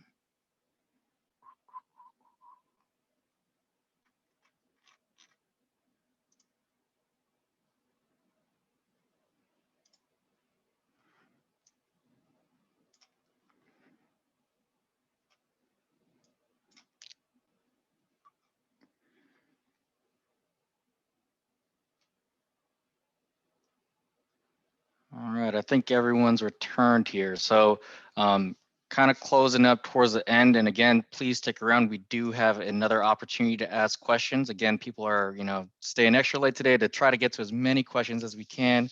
The breakout session I was in was great. I think we got through all our pre-submitted questions, and we were really thinking that we weren't going to make it. So bravo for that team. So upcoming outreach opportunities. We still have that design alternatives survey. I think that's still sitting out there, and per previous discussion, it sounds like we're going to keep that open till Monday. So bonus round for everyone. We also talked about, we also have a second public meeting scheduled for August 25th, time and date subject to change. I think Phil also mentioned that there might be opportunity for another one. So let's stay tuned for that and see how things pan out. And then for primary sources of information, right, it's always important to make sure we share what we can to help self-answer where we can. But the website is the first stop shop. Again, we're going to constantly be improving that. We're working in collaboration with the city, the design team, to be able to keep piling in the information. So go to the website first. If you don't get the answer you need from there, please reach out to the email address. Again, we've plastered that kind of all over the place, but it's also on the website. And then there's also a phone number too. So that is definitely an option and a resource for everyone on here. Now going into closing remarks. Ryan, take it away. Well, just wanted to join in with everyone else, thanking everyone for coming out. This outreach process has been very effective. We've come away with quite a number of good points and insightful thoughts from a lot of the residents. I mean, really, a few of the things we've gotten are probably going to end up driving our design in very real and very positive ways. So big thanks again to the council members who showed up this evening. Thank you both so much for your time. Phil, Rob, good to have both of you gentlemen here. And of course, everyone from our consulting team and our staff. Dave Rohde, big thanks to you for putting this together and for your continued efforts to make that website as effective as possible. I know you've done a lot of really hard work on it. So with that being said, Justin, how do you think we should handle the continued floor time? I mean, I definitely didn't want to hold everyone here, whether they have questions or not. Do you think we should jump back into the breakout rooms and just make them limitless, or do you think we should just kick it out here? I think we should take it out here. I did see a few people drop off. So, how we had done it in our breakout room, please use the raise hand function. And Ryan will be checking the participants thing over here, and he'll go ahead and call on folks individually. When you're asked to unmute, please go ahead and share your question. I'll take down this thank you slide, and then, we can see your beautiful faces if you want to show that. And we'll do our best to answer them. And so again, please use the raise hand function so we could have a little order to how we pick through things and hopefully answer your question. Thank you. All right, so without any further ado, my participants thing just disappeared. There we go. Without any further ado, let's go ahead and give the floor to Ruth. Go ahead, and you are able to unmute. Okay, hi, and thank you for this meeting. It's been really helpful. We live on 9th on the west side of the street, and we would like to retain our parking for a number of reasons. We have visitors who need to be able to park there. We have a steep driveway on the other side that would be dangerous going in and out for our visitors, and both for bicyclists that might be going by, for people who might be walking by, and for cars. So for a number of reasons, we'd like to retain our parking. My question is, how are you going to decide from the alternatives that you have available? What criteria are you going to use? When is the decision going to be made? And how much impact will public feedback and public opinion have on your decision? Let's go ahead and kick that over to Bertrand first, please. You asked a few questions. Oh, you know what? You asked a few questions there at the end, Ruth. Could you please unmute and repeat them? Oh, yeah, I was wondering how you're going to decide among the different alternatives that you've presented, particularly with regards to the 100th and 9th Avenue, but I assume it applies to other people in their parts of the neighborhood as well. But what criteria are you going to use to make your final decisions? When are you going to make your final decision? And how much impact will public feedback and public input have on the decision for the final design that you choose? Maybe I could make some comments on that, Ryan. Yeah, why don't you go ahead and start off for B, us? if Bertrand has some more, he can certainly jump in. But I mean, I think we're going to try to make this data driven. Thank you for your question. I think there are trade-offs on every single question that comes up here. And we're trying to balance how to make things safe for bikes, for pedestrians, and certainly to maintain safety on vehicles as well. Parking is something, there's going to have to be impacts to parking in order to accommodate the bicycle improvements that we're wanting to make. And there will be people that like the balance the city may select, and there will certainly be those that do not. And that's unfortunate. I don't know what else to do about that, but we will try to make that decision as much as possible be driven by data. And if you bounce the parking back and forth from one side of the street and the next side and try to split it out, which we did look at, you do end up losing an awful lot of parking in the tapers that are necessary to mark those. So I don't know if that rings a bell with you, but if you're gonna move the parking from one side of the street to the other side of the street, you won't get as many total parking spaces that way. So that's one consideration. And the other thing I might mention, and it was a good question, is that, as we said, we're going to look at crosswalks. There won't be one every 100 feet or anything like that, but we're going to try to strategically locate those to where during busy times, you can take a crosswalk. You wouldn't have to walk too far to get to one. But again, there will be winners and losers on that too, depending on where they're located. And your last question was, to what extent would the input from residents help make the decision? Well, that's really the reason we're here tonight. We are listening, and we will keep all these concerns in mind, but in the end, you have to kind of balance some things off against other things. Ultimately, the city council, when we take them a finished design, will be the decision makers, and certainly you're welcome to make your thoughts known to them. And there are instances where the data doesn't provide any compelling reason to, for instance, keep parking on one side or the other. I mean, it does happen. And when that does occur, public input like this, it becomes a very heavy factor. So before we move on, and my apologies to the council member whose name I'm probably about to butcher. I didn't notice we had council member Distelhorst here. Thank you very much for showing up tonight. I didn't see you earlier. It's quite a list, so my apologies. All right, so our next raised hand is coming from Mr. John Weiss. Let's go ahead and give you the floor. Hi, I also live on 9th. I live just south of Pine, and I agree with Ruth that parking on the west side is the best one to preserve. For different reasons, though. The biggest reason is that down by the cemetery on 100th Avenue, the parking in front of the cemetery, whether for funeral services or parking for the QFC employees, is, I think, very important. And I think the alternative 2A is probably, for that reason, the best.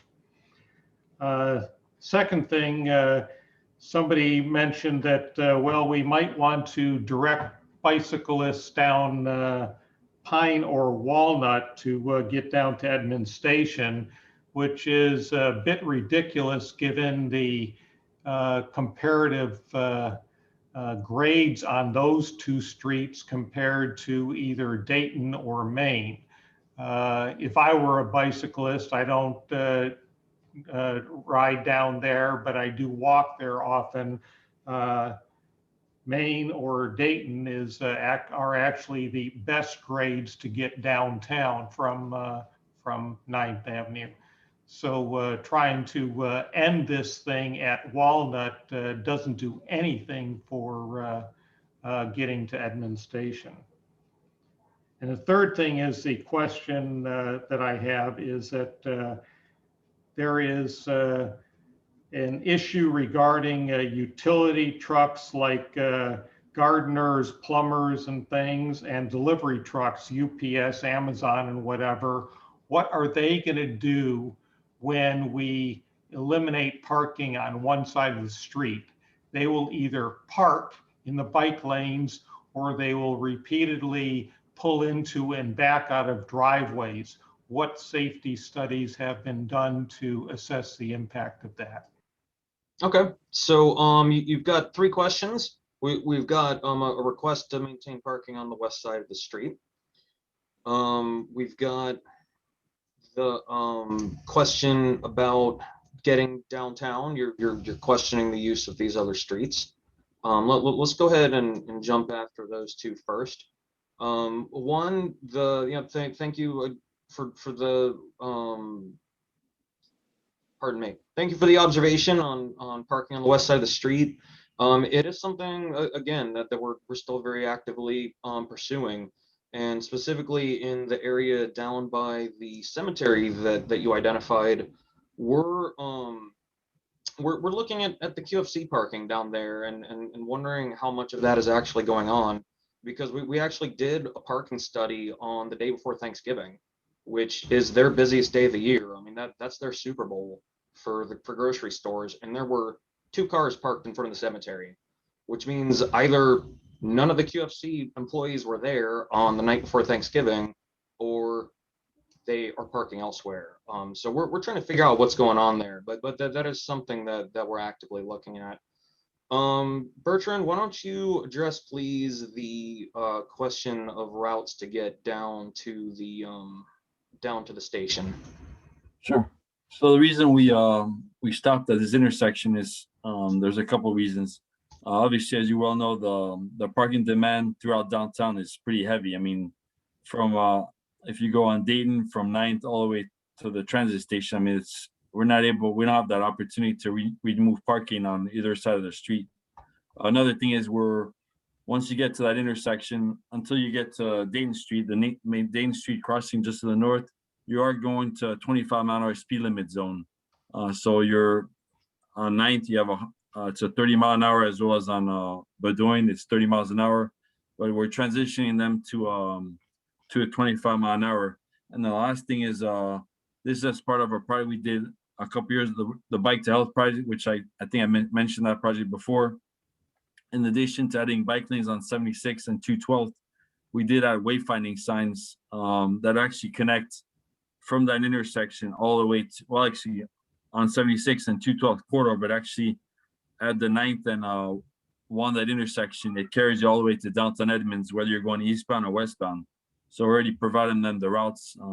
So just summary, it's the parking demand is too heavy to remove parking to add bike lanes on those in the downtown. You're transitioning them to a 25-mile-an-hour speed limit, so it's a lot safer than where we're adding the bike lanes as part of this project.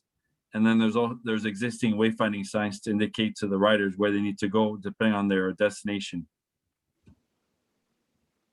And then John, I'm going to ask you to unmute once more because your 3rd question has escaped me. So could you please repeat the 3rd question? Yeah, the 3rd question has to do with the width of the lanes and what safety studies have been done to assess the impact of utility vehicles like gardeners and plumbers and delivery vehicles like Amazon and FedEx when they decide to park in the bike lanes on the side of the street that has no parking, or repeatedly pull into or back out of the driveways to get into those places to do their thing. We saw a lot of this when we closed down Sunset last year, especially I noticed on Edmond Street right next to Sunset.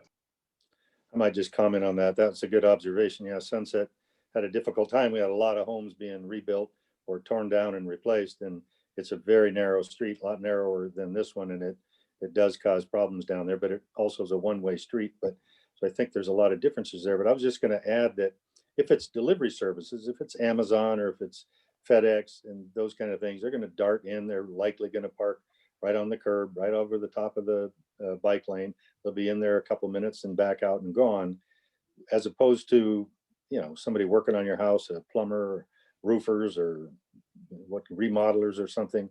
My hope would be that to the extent these homes have a driveway, that would be their preferred place to park.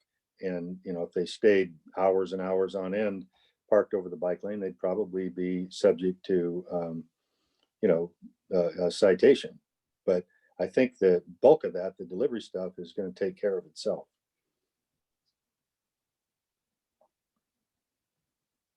Bertrand, did you have anything to add on that, buddy?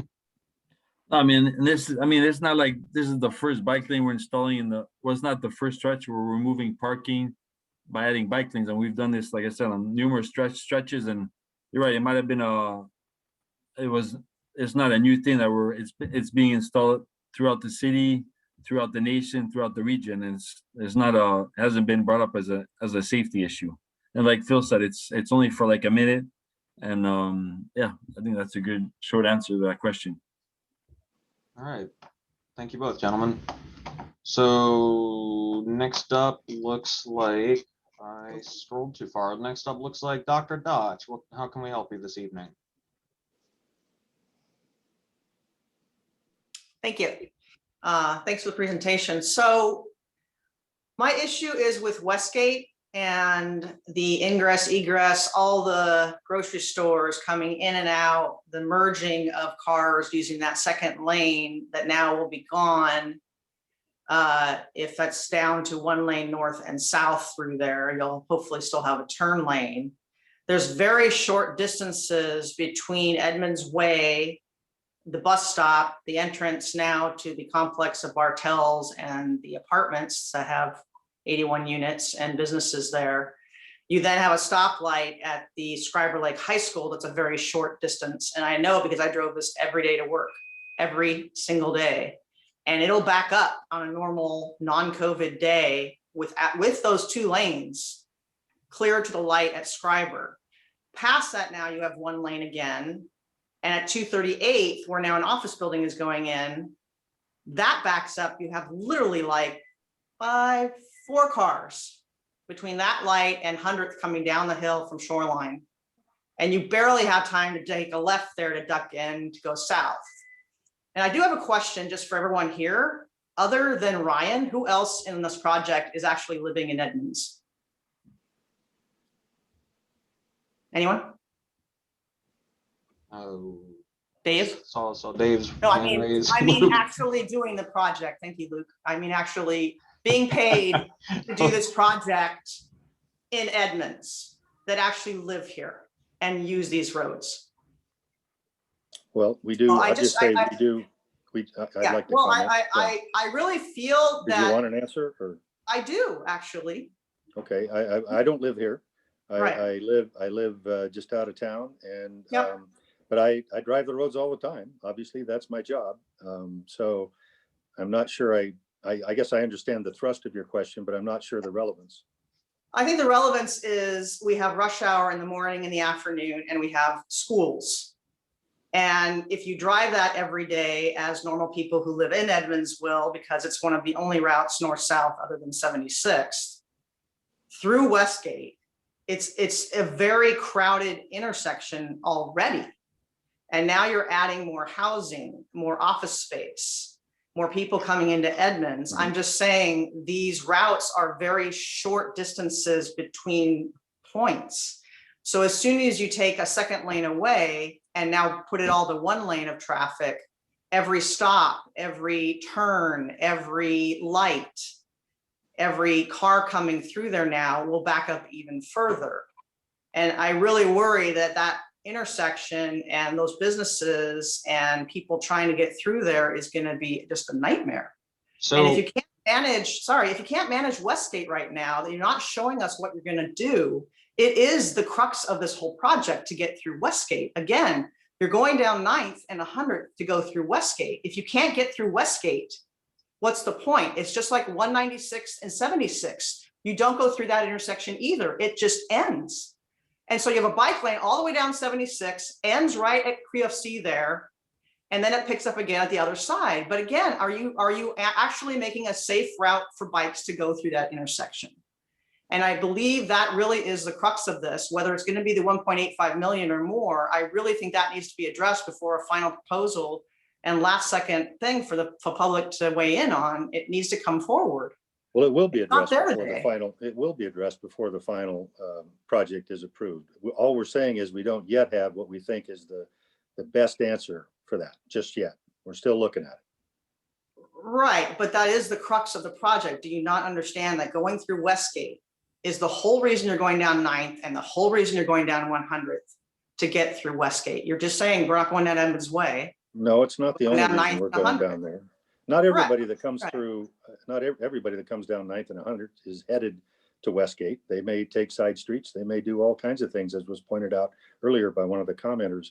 But we're confident there is a safe way to get bicyclists through the intersection, and we're still working on that. Right, I'm just saying if it's the final one more chance in August, I just feel like it's just really limited for one of the most major intersections in our entire town with so much business and ingress and egress there. You know, That's very true. It's important. And I really feel that the public should be given that transparency well before the final possible option. I think that's something we can absolutely look at, Dr. Dodge, because I agree with you. And as you pointed out, I do live here, and I'm well aware of the difficulties involved with going through that intersection. It has its moments. It can be a real tiger. And you also brought up the intersection, the Bizarro intersection down at 238th. And we've got some very talented traffic engineers that have come up with some really innovative approaches to getting traffic through that intersection. And I'm confident that we're going to be able to do the same at Westgate. We're going to be able to get everyone safely in and out of there. So yeah, Phil, we don't have to discuss this right this very moment, but let's absolutely discuss the possibility of holding some additional public outreach, specifically involving the Westgate intersection. I think it's worth a conversation at the very least. Great, thank you very much. Oh, and to answer your earlier question about Edmonds residents involved, one of the members of the consulting team is a born and bred Edmonds resident. She's a proud graduate of Edmonds Woodway and has moved back. She interned for the city and is now working on our consulting design team. So just to answer your question earlier. And then Justin, I believe you wanted to chime in. So I feel like this is a good time for that. Sure, thanks, Ryan. I kind of put it in the chat as well, but just a heads up, I said that we are recording this session. We're going to also record the chat, so we're going to go back through the chat later and try to answer as many questions as we can. But to be able to do that, we need to correlate a name to an email address to a question. So just a heads up, if you've launched a question to the chat, but your Zoom name being used right now is not a full name, or it's, maybe for me, it would be like Sienna's dad, because she's on Zoom classes at night, but or a phone number, make sure that you go ahead and bring that question to the email address so that we can make that connection and make sure we reach back out to you. So just some housekeeping items.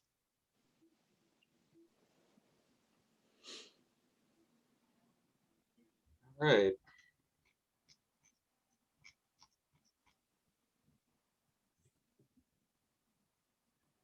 Well, do we have any more burning questions? Don't see any more hands raised. Oh, there we go. There we One more go. hand raised. Let's go to Michael's iPad. Let's see what you got. Go ahead and hit your unmute there button, Michael, and let's hear what you got.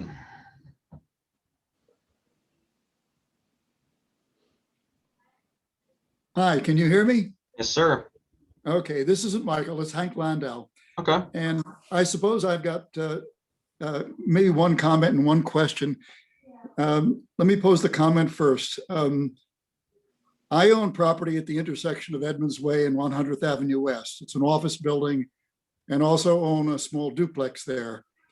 And I recognize that there is some impedance of traffic, motorized traffic at that intersection. But I'm much more concerned about the safety to bicyclists and pedestrians. So I'm all in favor of extending the bike routes through the intersection and of doing what you can to make it safe for everyone. My children ride there and my grandchildren will soon ride there on their bicycles.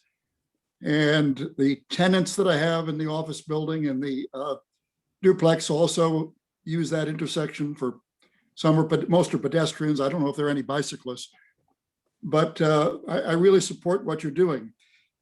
But the question is a more general one.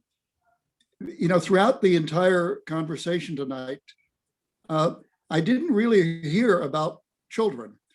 And I suppose I'm particularly concerned that there's been consideration given to children as bicyclists, children as pedestrians, and the impact that that they will face. And you're doing what you can to accommodate them in the safest way possible. Thank you.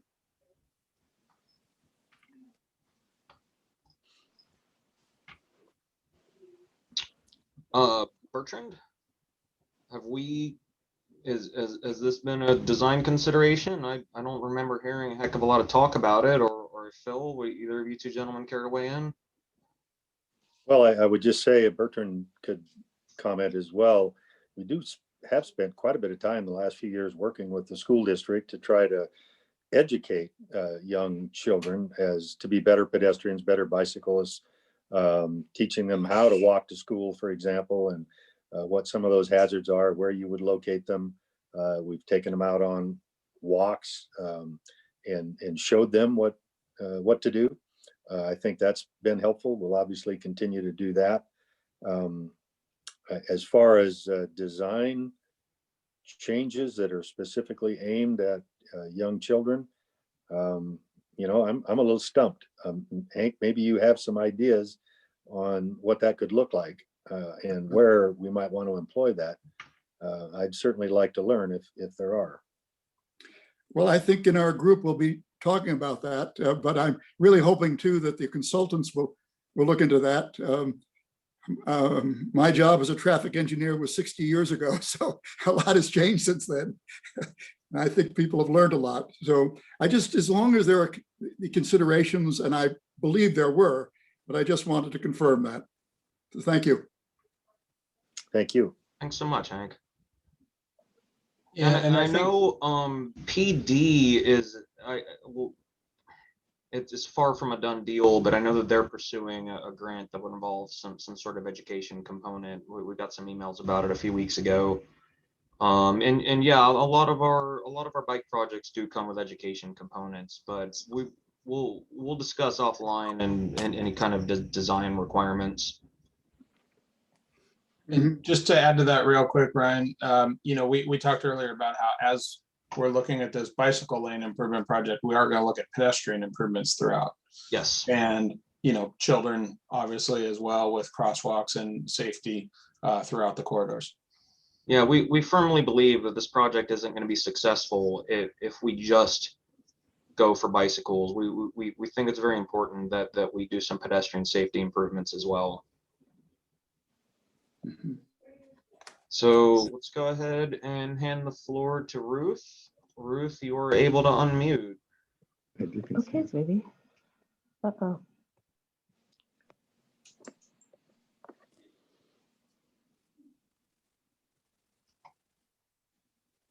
All right. Sounds like she was having another conversation.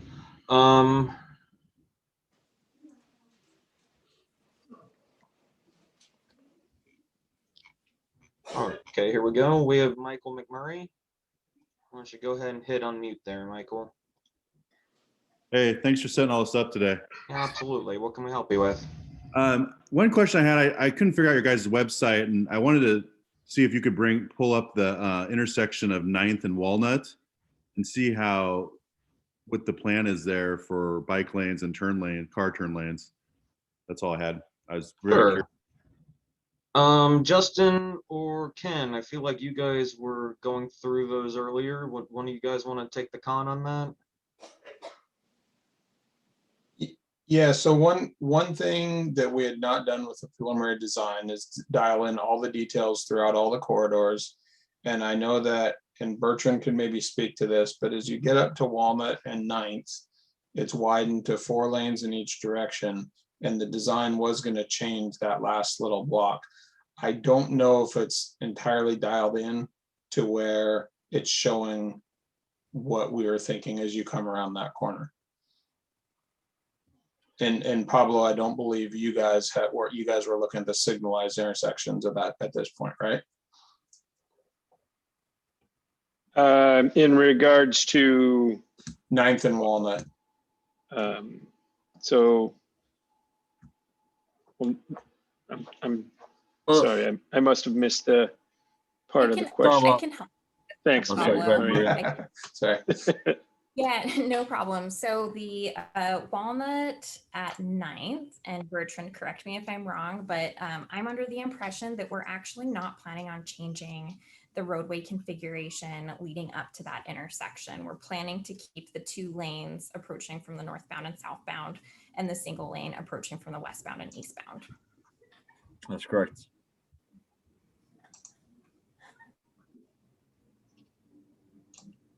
All right.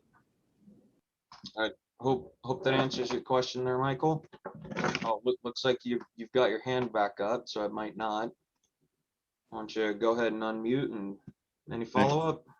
Yeah, so the turn lanes, if I'm heading west on Walnut now, and there's a separate turn lane to go north, will that still be there? I don't think there is a separate turn lane to go north. I think it's just one wide lane that people I'm thinking north to south. There's separate lanes. There's the 2 lanes that turn. Yeah. So north and south, we've got 2 through lanes going each direction. We don't really have any turn lanes there. Okay, they kind of. We got one through lane and 1 combo lane. Yeah, combo. That's what I'm trying to say. I guess they're both technically combo lanes because you can turn left from one and right from the other. Yeah. So are those will stay? That absolutely, yes, sir.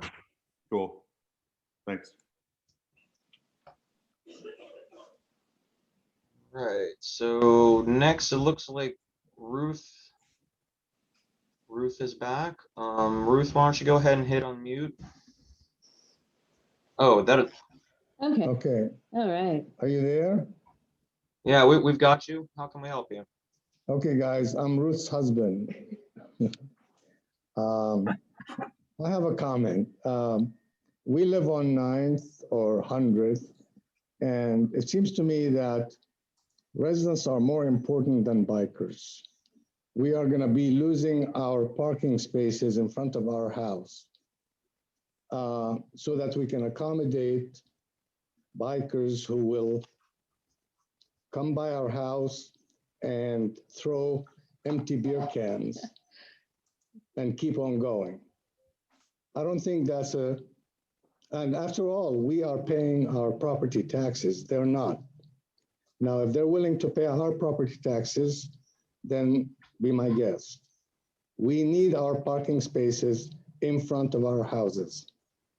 So whatever you do, do not penalize us. That's my comment. Okay. Any comment from the city?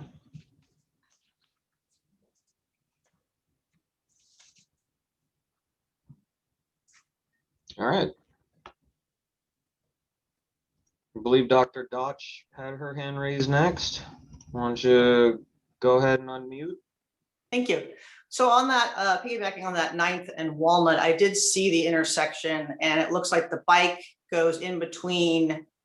The way it was showing was going to go in between, then the right lane, if you're heading north, would then turn right up Walnut.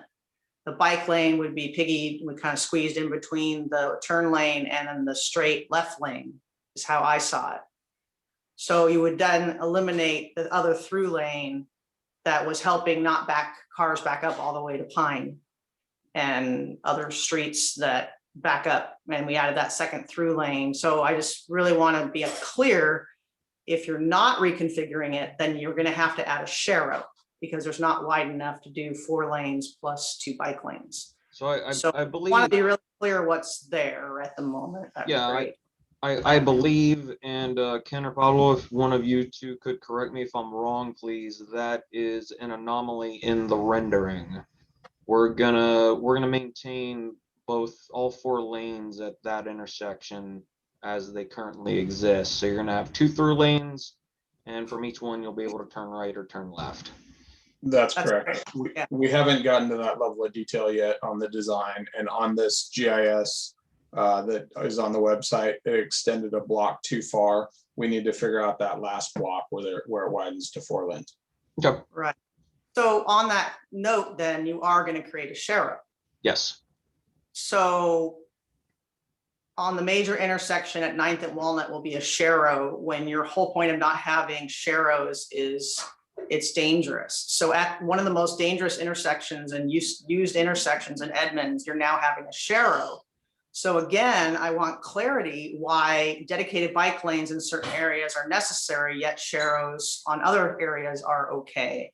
So I feel the same way when like I said, 196th and 76. It's like, it just poof. It's like all of a sudden the reality of the situation becomes apparent, and the design of the computer doesn't match the reality on the ground.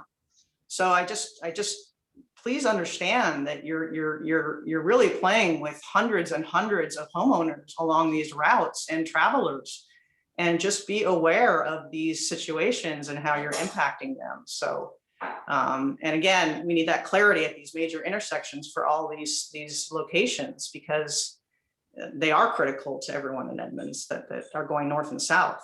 Like I said, we only have 76th and 9th. That's it. It's the only 2 ways north and south through Edmonds all the way up north. So we have 2 ways. That's it.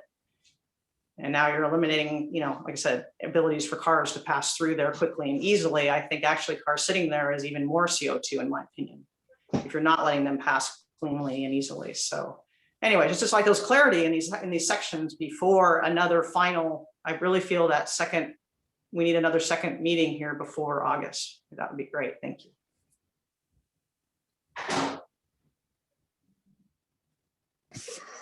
Bertrand, and any comment on the design decision that was made there, or is that still an ongoing? Well, I mean, and I talked about it in the breakout room on the Walnut Bedoin, but yeah, Sharrows, I mean, if there's no other alternatives, I mean, based on the lane width or the curb to curb, based on the existing configuration, use that as the last resort to just raise awareness to the driver that there could be some bicycle activity upcoming. But another thing we might be looking into, and we have just like the one out of Westgate, is and we did that at 5 corners, where if a rider is not comfortable riding on the road at a certain time, so once we transition from the bike lane to the Sharrows, like at that intersection, we might actually build like a bike ramp to the sidewalk. So there's different, like they said numerous times today, we're still trying to evaluate certain improvements specific to the intersections. But that's one of the things we're looking into potentially as well. Thanks, Peter. So yeah, if you're comfortable riding in the intersection, you'll have the Sharrow, and also you have a stop control intersection, so the cars are going at a reduced speed as well. So it's not like a traffic signal. Yeah, they're going at some speed, but you're pushing your 4-way stop, so the speeds are really minimal. They're at a deceleration and they're coming to a stop. So that's another reason why the Sharrow is a feasible option there too. I can't hear you. Oh, let's hold on. I'll go ahead. You can unmute now. Just real quick, people cut. I mean, if you're backed up on the left lane, like again, I drive this every day. People are on the left lane, you added that right lane, which is awesome. Thank you. That's been great. But if it backs up, people then cut around onto that second lane. So again, the safety factor is an issue. And so this combining of bikes, it's just a safety issue for everybody. And again, if you're going to now be slide, and that's downhill. You're gonna now have a downhill bike pop up on the sidewalk. You're gonna come around that corner as a pedestrian. You know, if they want to book through, because now they don't have to stop at a stop sign. Are they on the sidewalk now able to book through and cut back in? Because that's what will happen. So it just creates a real challenge. I understand that, totally understanding that for you guys. I'm just trying to understand how these challenges in those intersections don't translate to challenges of all the other areas, and you know, trying to accommodate you know, the desires of the citizens in this area. So thank you.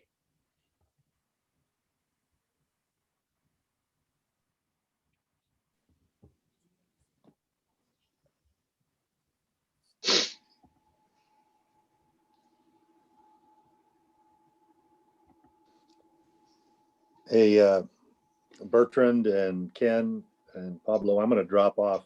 I'm running out of battery anyway, and I will review all this with you as soon as I get a chance. Perfect. It looks like the questions are slowing down anyway, so I think we're pretty close to wrapping up. Definitely appreciate you coming out tonight, Phil. You bet. See you later. And Ryan, you know, we don't see many raised hands at this point, and you know, we're about 30 minutes past our scheduled end time. So Yeah, do you think it'd be a good time to wrap it up? And you know, we'll be monitoring the phone lines and the email channel, so a lot more opportunity to continue to participate. Yeah, I'm with you. Let's call it a wrap. Thank you again to everyone who's come out, who's emailed, who's submitted the surveys. As we've been in this meeting, I've been watching the survey notifications pop up in the corner of my screen. So I know everyone's finding them and using them, and we are tabulating that data, and we're going to make it available. So you will see the results of those surveys. So thank you to all the residents who came out. Thank you to the members of the consulting and the city team. I feel like this has been successful, and another one last thank you to the council members who came out. So with that, I will bid everyone a good evening, and we will be in touch. All right. Thank Thanks. you. Have a good night, y'all.